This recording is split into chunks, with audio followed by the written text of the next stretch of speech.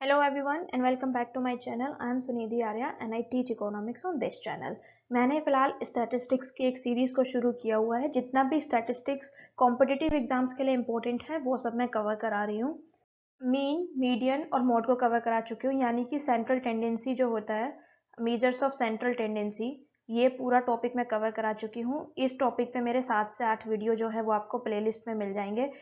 आज की इस वीडियो से मैं डिस्पर्जन को शुरू कर रही हूँ, लेकिन मैं आपसे कहना चाहती हूँ कि अगर आपने मेजर्स ऑफ सेंट्रल टेंडेंसी नहीं पढ़ा है तो पहले उसे पढ़िए. अगर आप इसको पढ़कर central tendency, mean, median, mode in सबको पढ़ने के बाद डिस्पर्जन को पढ़ेंगे तो आपको बहुत अच्छे से समझ में आएगा और आपका एक जो क्रोनोलॉजी है वो सही रहेगा.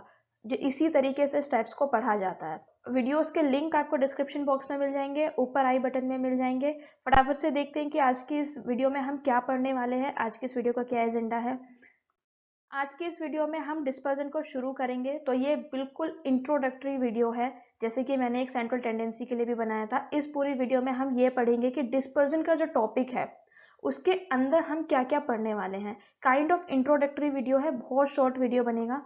इसमें हम पढ़ेंगे कि डिस्पर्जन होता क्या है, डिस्पर्जन इंपॉर्टेंट क्यों होता है, फीचर्स क्या होते हैं और डिस्पर्जन को हम मेजर कैसे करते हैं. ये 4 चीजें जो हैं इस वीडियो में हम पढ़ने वाले हैं.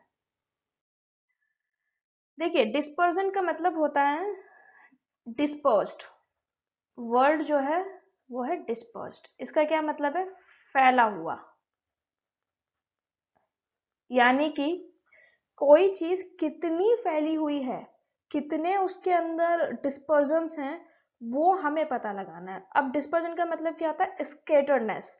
लिटरल मीनिंग जो होता है इस वर्ड का वो होता है स्कैटर्डनेस. स्कैटर्ड का क्या मतलब होता है? दूर दूर जो चीजें होती हैं, कोई चीज कितना दूर है, हम कहते हैं ना कि एक स्कैटर्ड है चीजें, यानी कि हम किसी भी तरीके का अंदाजा नहीं लगा सकते. सेंट्रल टेंडेंसी और डिस्पर्जन में डिफरेंस ये है. सेंट्रल टेंडेंसी जो होता था ना, वो हमें बीच की कोई एक वैल्यू का बताता था, बीच का कोई एक पर्टिकुलर डेटा सेट के हम बात करते थे. लेकिन जब हम डिस्पर्जन की बात करेंगे तो हम ये बात करेंगे कि चीजें कितनी फैली हुई हैं, यानी कि कितना ज्यादा एरिया किसी डेटा सेट ने कवर किया है या कितना ज्यादा उसके अंदर वेरिएशन आ रहा है. ये सब हम डिस्पर्जन से कवर करेंगे. हम डिस्पर्जन को 2 पर्पज से स्टडी करते हैं. सबसे पहले तो हमें यह पता लगाना होता है कि होमोजेनिटी कितनी है डेटा में और हेट्रोजेनिटी कितनी है. होमोजेनिटी का मतलब क्या है कि जो भी हमने डिस्ट्रीब्यूशन को हम स्टडी कर रहे हैं, क्या उसके अंदर आने वाली सारी ऑब्जर्वेशन एक सी हैं या फिर अलग अलग है. अगर सारी ऑब्जर्वेशन एक जैसी हैं तो हम बोलेंगे कि डिस्ट्रीब्यूशन होमोजेनियस है, और अगर सारी डिस्ट्रीब्यूशन अलग अलग है तो हम बोलेंगे कि जो डिस्ट्रीब्यूशन है वो हेट्रोजेनियस है. ठीक है, देखिए अब मैं इसको एक एग्जांपल से शो करती हूँ. ठीक है, सपोज 2 बैट्समैन है, इंडियन क्रिकेट टीम में वो खेलते हैं. ठीक है, 2 बैट्समैन खेलते हैं. अब उनके 5 जो मैच हैं उनका रिकॉर्ड हम ऑब्जर्व करते हैं. ठीक है, तो let's say this is A, this is B. तो जो पहले बैट्समैन हैं उन्होंने पहले मैच में लेट्स से बनाए 50 रन, फिर बनाए 70, फिर बनाए 60, फिर बनाए 40, फिर बनाए 50. लेकिन जो बी बैट्समैन है वो उन्होंने पहले में बनाए 10, सेकंड में बनाए 100, थर्ड में बनाए 40, फिर बनाए 80 और फिर वो 0 पे आउट हो गए. आप इन दोनों चीजों में डिफरेंस समझ पा रहे हैं? ए बैट्समैन की रीडिंग में और बी बैट्समैन की रीडिंग में आपको डिफरेंस समझ में आ रहा होगा कि ये जो है ना, ये जो प्लेयर है वो बहुत ज्यादा इनकंसिस्टेंट है. इनकंसिस्टेंट का क्या मतलब होता है कि इसकी परफॉर्मेंस के बारे में हम कुछ भी श्योरिटी से नहीं कह सकते. यानी कि अगर हम 6 मैच को खेलना चाहें, यानी कि अगर हम 6 मैच की बात करें तो हम श्योरिटी से नहीं बता सकते कि ये बैट्समैन कितना स्कोर करेगा या क्या खेलेगा. इतनी ज्यादा हेट्रोजेनिटी है, इतना ज्यादा डिस्पर्जन है. लेकिन अगर हम बैट्समैन ए की बात करें तो हम क्लियरली प्रेडिक्ट नहीं कर सकते, बट हाँ हम एक अंदाजा लगा सकते हैं कि ये कम से कम जो स्कोर करेगा वो 30 से 80 के बीच में स्कोर करेगा, क्योंकि इसी स्कोर के बीच में उसके रन चल रहे हैं. जब हम बीच में डिस्पर्जन, इनकंसिस्टेंसी को पढ़ते हैं तो हम डिस्पर्जन को पढ़ते हैं.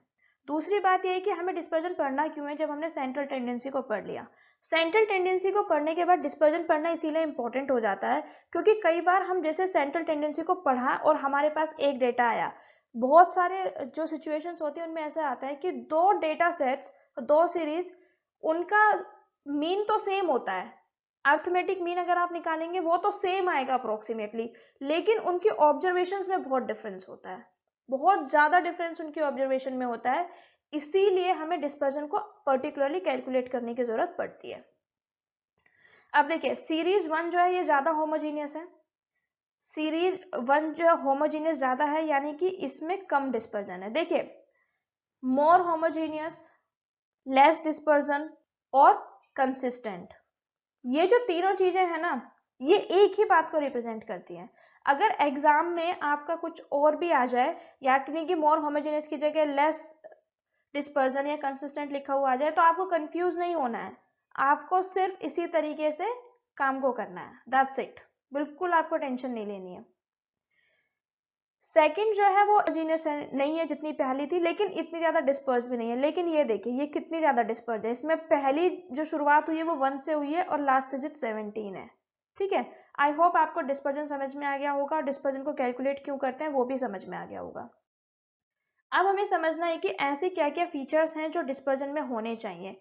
देखिए सबसे पहले तो ये रिजिडली डिफाइन होना चाहिए, यानी कि जो डिस्पर्जन है वो एक पर्टिकुलर तरीके से अगर हम उसको कैलकुलेट करें तो उसका वैल्यू सेम आना चाहिए। ऐसा नहीं है कि अगर मैं इसको कैलकुलेट कर रही हूँ तो वैल्यू कुछ और आ रहा है, आप इसको कैलकुलेट करें तो कुछ और आए। It should be rigidly defined, calculate करने के लिए इजी होना चाहिए और इजी टू अंडरस्टैंड होना चाहिए। जिन लोगों ने सेंट्रल टेंडेंसी के कैरेक्टरिस्टिक्स पढ़े हैं उनको लग रहा होगा कि ये सेम है, हाँ ये बिल्कुल सेम है, क्योंकि जो सेंट्रल टेंडेंसी है, डिस्पर्जन है, ये बेसिकली स्टैटिस्टिक्स का पार्ट है और स्टैटिस्टिक्स में जो भी चीज अच्छी है वो सबके लिए अच्छी है, सेंट्रल टेंडेंसी के लिए भी वही वर्क करेगी और डिस्पर्जन के लिए भी। It should be based on all the observations, सारे ऑब्जर्वेशन पे बेस्ड होनी चाहिए, हम उसका फर्दर मैथमेटिकल ट्रीटमेंट कर पाने की कैपेसिटी होनी चाहिए और जितना कम पॉसिबल हो उतना ज्यादा सैम्पलिंग से ये फ्लक्चुएट ना हो, यानी कि लीस्ट फ्लक्चुएशन होना चाहिए इसमें सैम्पलिंग की वजह से।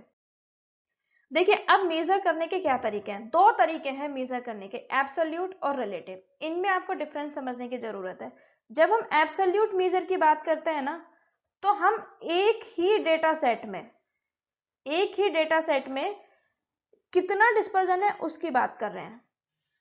एक ही क्रिकेटर है, जैसे मैंने आपको बताया, अगर हम केवल एक क्रिकेटर को स्टडी कर रहे हैं तो एब्सोल्यूट है, लेकिन अगर हमारे पास दो डेटा सेट हैं, दो सीरीज गिवन है ए और बी, अगर हम उन दोनों के आपस में कंपैरिजन कर रहे हैं तो वह रिलेटिव है। रिलेटिव का क्या मतलब है, रिलेशन में, यानी कि किसी से रिलेट करने के बाद जब हम करें तो वो क्या होता है, रिलेटिव डिस्पर्जन होता है। देखिए मेजर क्या क्या होते हैं, सबसे पहला मेजर होता है रेंज, हम रेंज को निकालते हैं, क्वार्टाइल डेविएशन को निकालते हैं, मीन डेविएशन को निकालते हैं और स्टैंडर्ड डेविएशन को निकालते हैं। ये जो आपको मेजर दिए हुए हैं ये एब्सोल्यूट है।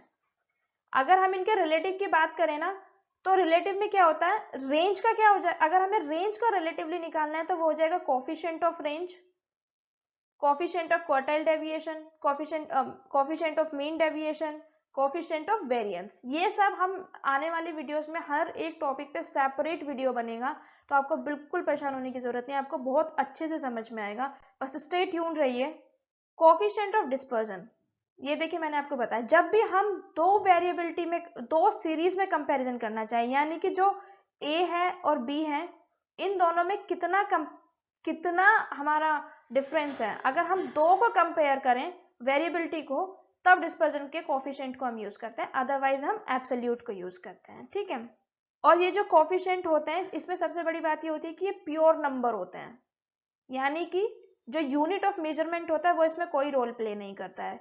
यानी कि अगर हमें दो किसी भी ऐसी यूनिट के बीच में, दो किसी भी ऐसे डेटा सेट के बीच में एक डिस्पर्जन को कैलकुलेट करना है जिसको केजी में मेजर किया जाता होगा, तो जो हमारा कोफिशिएंट ऑफ डिस्पर्जन निकल के आएगा उसके अंदर केजी कुछ नहीं होगा, वो इंडिपेंडेंट होगा इस चीज से। That's it for today's videos guys. आज की इस वीडियो में बहुत शॉर्ट वीडियो है, मैंने आपको ये बताया कि मेजर्स ऑफ डिस्पर्जन क्या होता है। इंट्रोडक्टरी वीडियो थी, इसमें हम क्या क्या पढ़ने वाले हैं, क्या क्या टॉपिक इस वीडियो में कवर होंगे, ये सब मैंने आपको बताया है। इस वीडियो में हम रेंज को पढ़ेंगे, क्वार्टाइल डेविएशन को पढ़ेंगे, मीन डेविएशन को पढ़ेंगे, स्टैंडर्ड डेविएशन को पढ़ेंगे। फिर हम उसके बाद में इसको और एडवांस लेवल पे लेकर जाएंगे स्टैटिस्टिक्स को। आई होप आपको मेरा लेक्चर अच्छा लगा होगा, इन्फॉर्मेटिव लगा होगा। अगर आपको मेरा लेक्चर अच्छा लगा है तो please like the video, share it with your friends and subscribe to the channel. Till then, thank you so much.